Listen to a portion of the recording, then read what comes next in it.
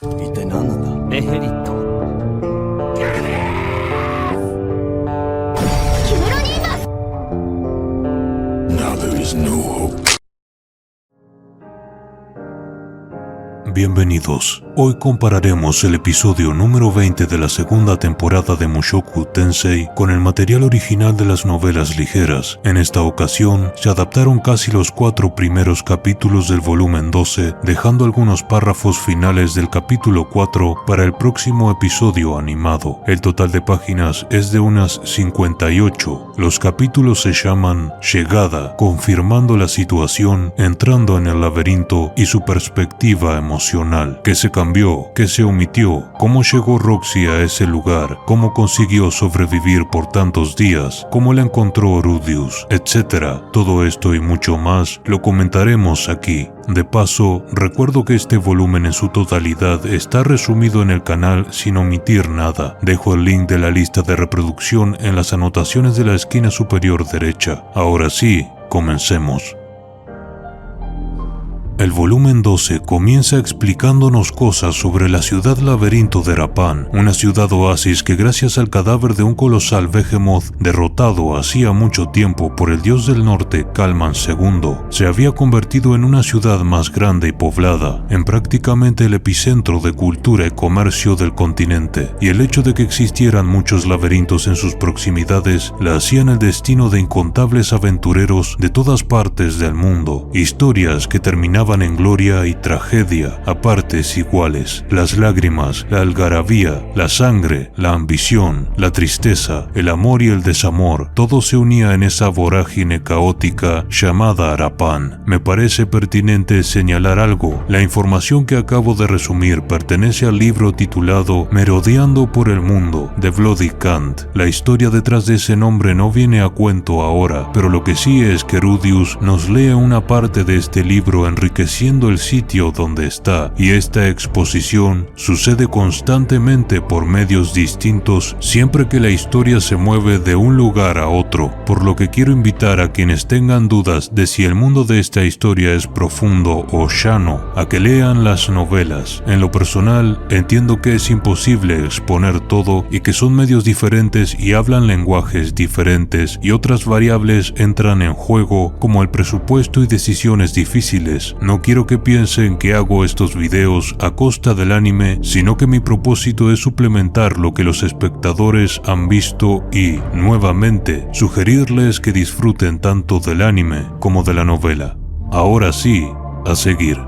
Entre otras cosas, en el primer capítulo se nos explica que una vez derrotado el increíblemente gigante Behemoth, su carne se comenzó a pudrir y las hormigas quimera que vieron en el desierto en las novelas y las cuales mencionamos en el video anterior fueron las responsables de devorar su carne y de crear túneles que terminaron dando a luz muchos de los laberintos de la zona. Además, se cree que cuando un monstruo devora a otro más fuerte que él, se vuelve más poderoso. En el caso de las hormigas, incluso llegan a mutar, por lo que tras comer un Behemoth, seguramente se transformaron en criaturas muy por encima de las que vieron en el desierto. Si esto último es cierto o no, Rudius se lo discute internamente, pero eso es parte del encanto del mundo de Mushoku. Hay muchos misterios y creencias erróneas. Gran parte de ellas se van deduciendo con el tiempo y otras se quedan atrapadas en la intersección de múltiples teorías. Hablemos ahora del gremio de aventureros. Al verlo, Rudius inmediatamente se dio cuenta de que estaba hecho con magia de tierra, esculpido internamente dentro de la roca, y esto se debe a que es algo que él mismo podría haber hecho. Sin embargo, cuando lo inspecciona, dice que debe de haber sido alguien con gran habilidad, porque el lujo de sus detalles sobrepasaban las capacidades actuales del mago, al menos en sus humildes palabras.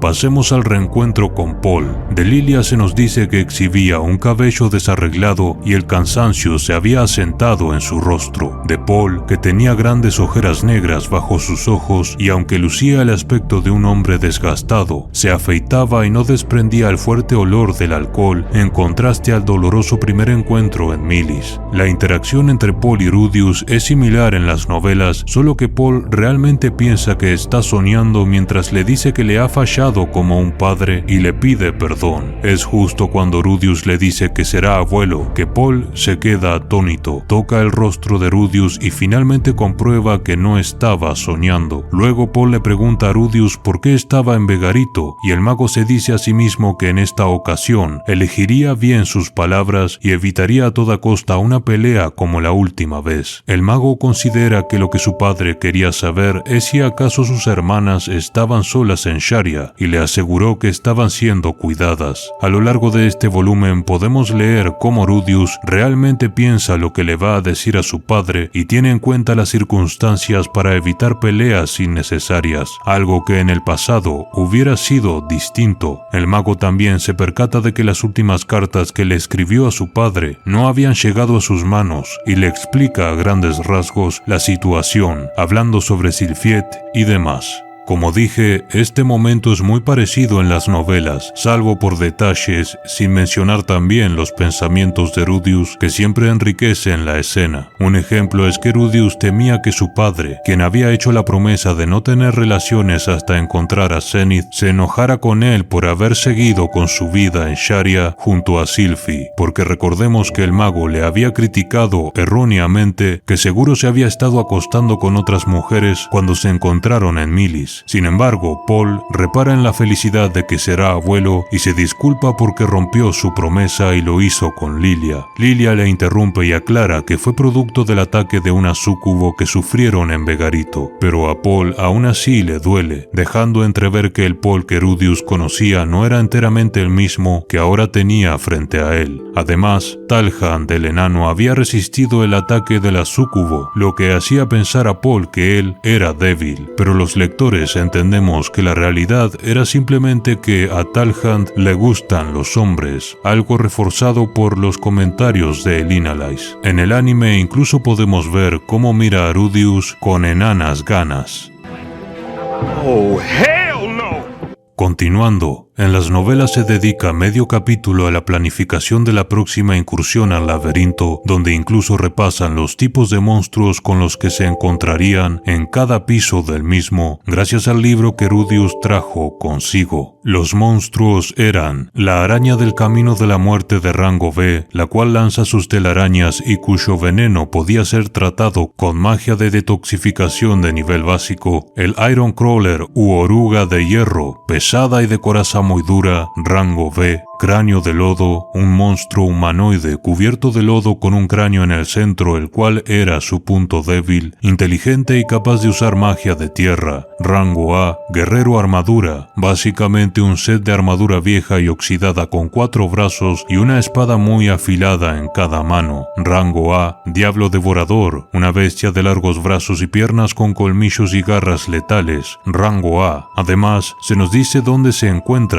En el primer piso, solo arañas. En el segundo, muchas arañas y orugas de hierro. En el tercero, cráneos de lodo quienes comandaban a las arañas y orugas. En el cuarto, no habían arañas ni orugas, pero sí cráneos de lodo y guerreros armadura. En el quinto, solo guerreros armadura y diablos devoradores. En el sexto, solo diablos devoradores, pero sobre lo que había más allá, el autor del libro lo desconocía. El hecho de que se organizaran, sumado a la cantidad de sus números, era lo que los hacía mucho más peligrosos. ¿Cuáles eran los roles de cada uno? Pues Elinalais era el tanque, Paul el atacante secundario, Rudius un mago con roles ofensivos y de curación, Talhand era una suerte de tanque de apoyo y también atacante secundario como Paul, según la situación lo requiriera, ya que podía conjurar magia de tierra de nivel intermedio pero también luchar a melee y defender. Gisu se encargaba de mirar el mapa, administrar los suministros, extraer materiales de los monstruos, decidir cuándo era el momento de retirarse y leer la situación desde la retaguardia para decidir qué hacer en momentos peligrosos, entre otras cosas.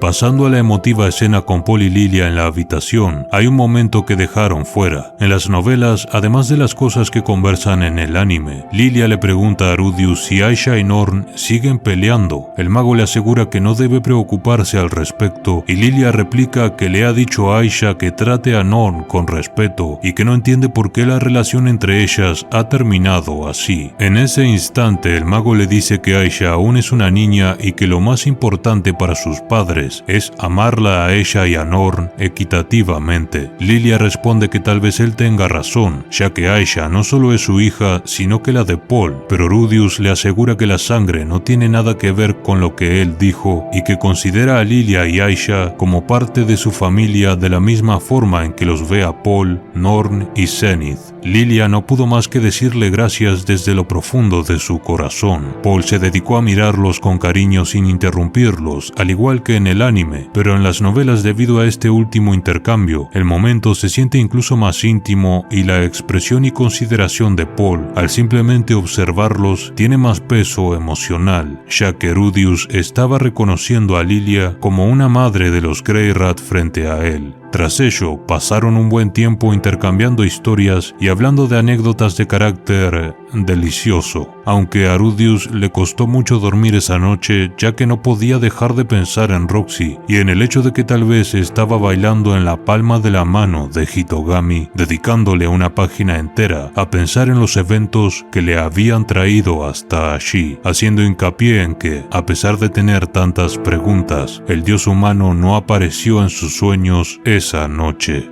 En cuanto al laberinto, vemos cómo Gisu emplea botas con las que deja una marca en el suelo indicando los sitios por donde debían pisar, ya que algunos círculos emitían luz pero otros no, lo que hacía de aquel lugar uno muy peligroso, ya sin tener en consideración a los monstruos. Pero en las novelas también se menciona que, si uno prestaba atención, podía notar, por ejemplo, cómo el enjambre de pequeñas arañas que cubrían el piso dejaban huecos específicos por donde no transitaban. Esto se debía a la razón que están pensando. Si un aventurero valoraba su vida, debía observar cuidadosamente todo a su alrededor, y a raíz del comportamiento de los monstruos, podía ser capaz de deducir cosas que te salvarían la vida. Las criaturas allí estaban familiarizadas con el laberinto y sabían dónde se encontraban estos círculos de teletransportación ocultos, por lo cual evitaban pisar esos lugares, y al dejar esos espacios vacíos, era más probable que un aventurero despistado eligiera posicionarse sobre ellos, cayendo así en una trampa mortal, porque como vemos que le pasó a Roxy, una vez que eres teletransportado a una habitación, los monstruos te acorralan hasta conseguir devorarte. En palabras de Rudius, podrías pisar un espacio vacío en el suelo para evitar el crujir debajo de tus botas al aplastar arañas y caer en la trampa. Así es, mucho del andar del grupo de Rudius implicó el estar aplastando arañas constantemente,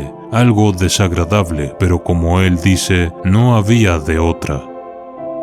Bien, ¿recuerdan la escena en donde Rudius piensa que no le explicará a Paul la razón por la cual el Inalais le dijo que lo veía como un hijo? Pues en la novela sí le explica, y el momento es bastante gracioso. El Inalais dice, y cito: "Oh, Rudius no te lo ha dicho. Sylphie es mi nieta, y dado que Rudius se casó con ella, lo veo como un nieto, en cuyo caso, como padres de mi nieto, tú y Zenith lucen como niños para mí".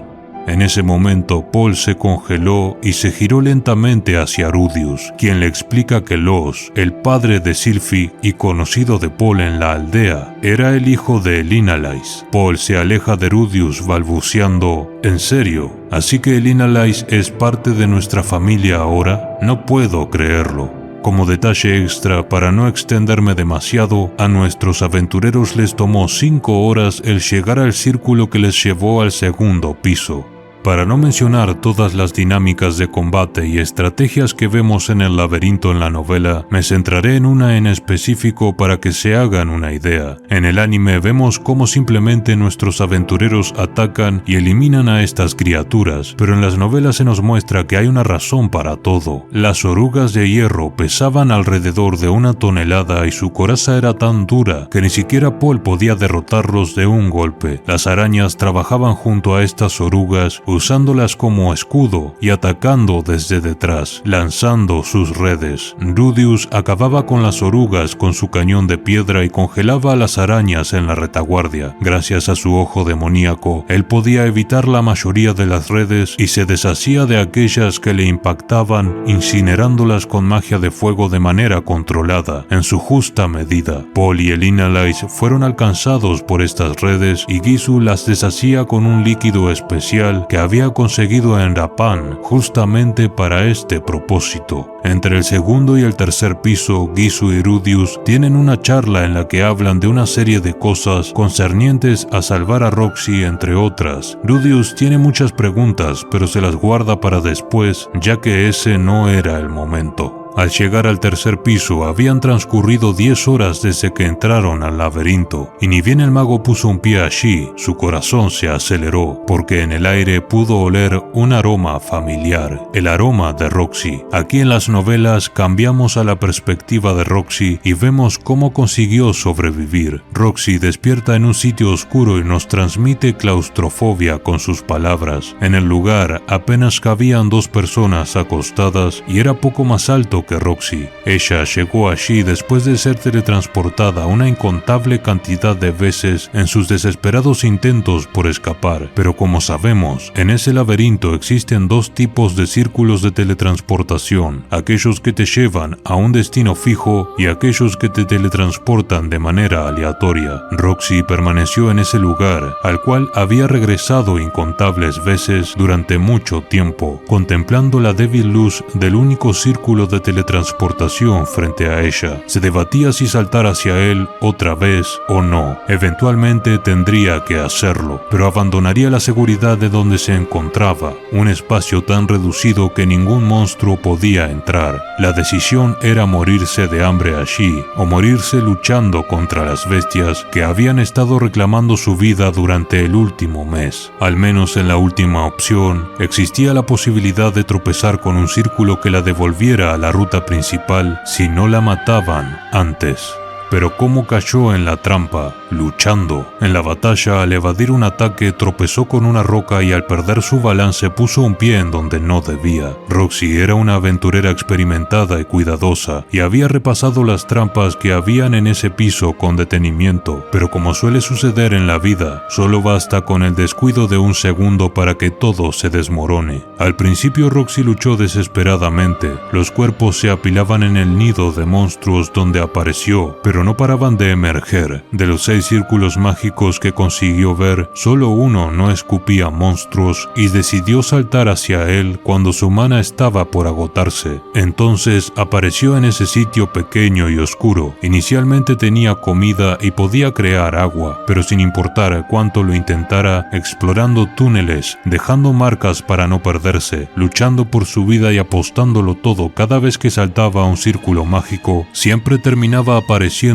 en un nido de monstruos y, finalmente, regresaba nuevamente a ese estrecho pero seguro lugar. Ella no solo estaba al límite física y mentalmente tras un mes sobreviviendo, sino que los monstruos comenzaban a aprender y algunos bloqueaban los círculos a los que sabía que ella saltaría. En ocasiones casi desfallecía por la pérdida de sangre. Cuando se quedó sin comida, tuvo que ingerir carne de monstruo, pero era tan tóxica que debía emplear detoxificación mágica para no morir envenenada. Llegados al día en que Rudius entró al laberinto, Roxy sabía que cuando abandonara ese lugar seguro sería la última vez. Su intención le gritaba que no habría próxima y podía sentir el aliento de la muerte en la nuca. En sus palabras, mi cuerpo nunca será encontrado, las bestias no dejarán nada que encontrar, moriré y no quedará prueba de mi existencia. Estoy aterrada.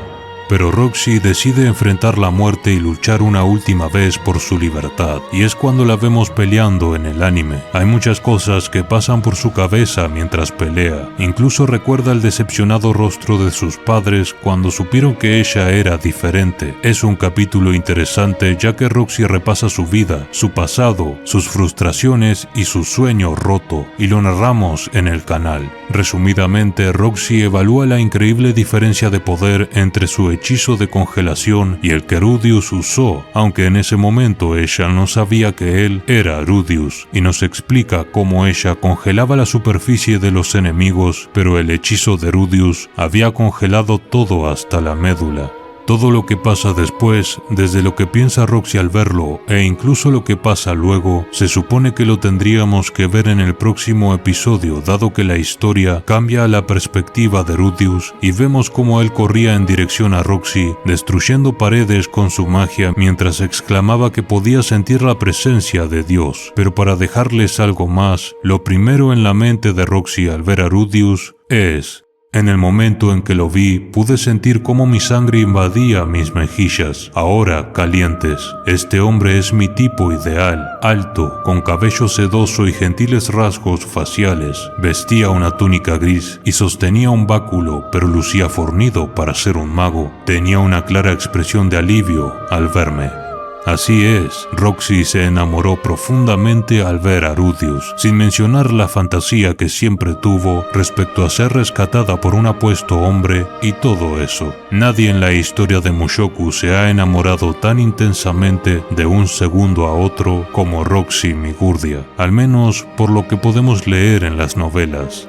En fin, eso es todo por hoy. El resto de cosas concerniente a este momento lo dejaré para el próximo video porque es algo que se supone que vamos a ver en el próximo episodio animado. Así que gracias por el apoyo y nos vemos en la próxima. Gracias a las donaciones de PayPal, Ko-fi y supergracias de Fallen One, de Diam89, George Chuica, John Yepes Herrera y a los miembros en pantalla.